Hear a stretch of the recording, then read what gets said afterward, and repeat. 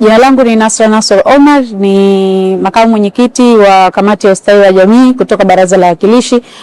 Leo ni siku ya pili ya ziara yetu kama ustawi wa jamii kutembelea baadhi ya taasisi za Wizara ya Afya hapa Jamhuri ya Muungano wa Tanzania.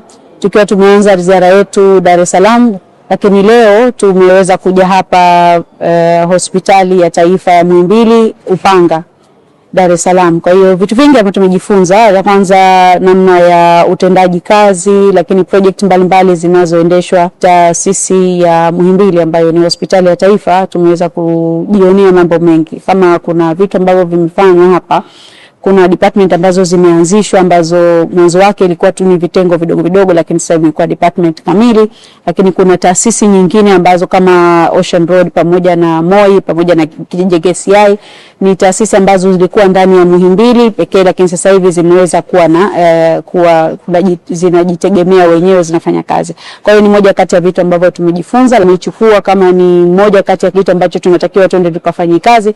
Lakini pia tumechukua uzoefu wa watu hapa wafanyakazi pamoja na management nzima ya hospitali ya taifa Muhimbili kwenye ufanyaji wao kazi. Kwa hiyo tunachukua ni kama ushauri, lakini tutachukua uzoefu huu kuwapelekea kule Zanzibar kuangalia ni kwa namna gani tunaweza kuimarisha taasisi yetu, lakini kuimarisha wizara yetu ya afya ya Zanzibar.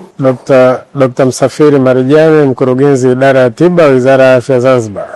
Kikubwa tulichojifunza hapa ni kupanuka kwa wigo wa huduma ambazo wanatoa Muhimbili. Tumeona kwamba Muhimbili imeendelea kwa kiasi kikubwa. Kwa wagonjwa wengi walikuwa wanasafirishwa kwenda nje ya nchi kwa sababu ya kukosa huduma huku Tanzania, sasa hivi hawasafirishwi tena. Kingine ni medical tourism. Inaonekana Muhimbili anapokea wagonjwa wengi wanaotoka nje ya Tanzania. Nchi mbalimbali tumeona Malawi, Zambia, Komoro wanapata wagonjwa, na hii inasaidia kwanza kuingiza kipato. Siku ya leo tulikuwa na ziara ya wageni kutoka kamati ya ustawi wa jamii ya Baraza la Wawakilishi Serikali ya Mapinduzi Zanzibar. Lengo la ziara hii kwao ilikuwa ni kuja kujifunza hapa katika hospitali yetu ya taifa Muhimbili.